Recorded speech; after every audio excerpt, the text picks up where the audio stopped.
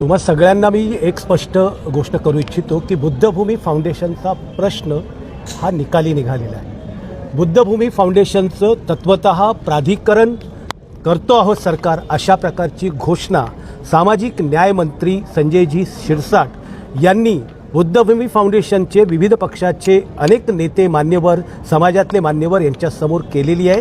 त्याच्या प्रकारचं इतिवृत्त लिहिलेलं आहे, वृत्त प्रकाशित झालेलं आहे आणि त्यामुळे आता यानंतर कोणी काय करत असेल तर तो त्यांचा वैयक्तिक प्रश्न आहे। दुसरी गोष्ट, आम्ही आज जो जल्लोष केला त्याला दोन अर्थ आहे। एक अर्थ आहे की जगाच्या पातळीवरती असणारं जे जगातल्या सकल बौद्ध समाजाचं आदरस्थान मानलं जातं ते बिहारमधलं महाबोधी विहार, त्या महाबोधी विहाराची हुबेहूब प्रतिकृती त्याच्यापेक्षाही भव्य मोठ्या प्रमाणामध्ये कल्याणमध्ये उभी राहणार आहे।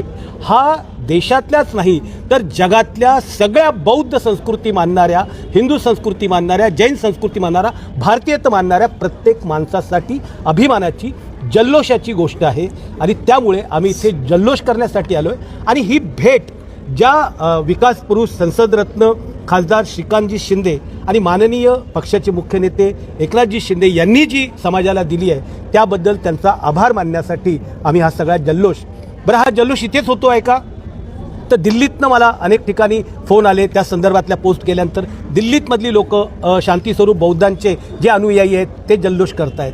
औरंगाबादमध्ये मिलिंद महाविद्यालय जे डॉक्टर बाबासाहेब आंबेडकरांनी स्थापन केलं तिथनं आहे। समाजातल्या अनेक तरांचे भंते चे ग्रुप जे आहेत, मग नागपूरमध्ये दीक्षाभूमीतले जे भंते आहेत सुसई सराई म्हणून, अशा अनेक महान भंते जे लोक आहेत ते याचं स्वागत करतायत, या निर्णयाचं स्वागत करतायत। त्यामुळे इथे आता हा जो विकास आहे हा काही थांबणार नाही। कोणी तिथे जर समजा स्वतःच्यासाठी मठपती बनायचा प्रयत्न करत असेल तर महाराष्ट्र सरकार त्याची काळजी घेण्यासाठी समर्थ आहे। आपल्या या कल्याण शहराला अशोकनगर या ठिकाणी बुद्धभूमीच्या ठिकाणी खासदार श्रीकांतजी शिंदे साहेबांनी मोठ्या प्रमाणात निधी 50 करोडचा निधी तर सध्या उपलब्ध केला आहे। जवळजवळ 200-300 करोडच्या वरती त्या ठिकाणी निधी लागणार आहे, कारण त्या ठिकाणी एक पर्यटक स्थळ निर्माण होणार आहे। आपल्या शहराला पर्यटक स्थळ प्राप्त होणार आहे, जे पर्यटक स्थळ असं असणार आहे की देशबाहेरील सुद्धा लोक त्या ठिकाणी त्याचं दर्शन घ्यायला येऊ शकतात आणि विद्यार्थ्यांसाठी आणि तरुणांसाठी आपल्या 50,000च्या वरती लोकांना रोजगार मिळेल अशा प्रकारचं नियोजन खासदार श्रीकांतजी शिंदे साहेबांनी केलं।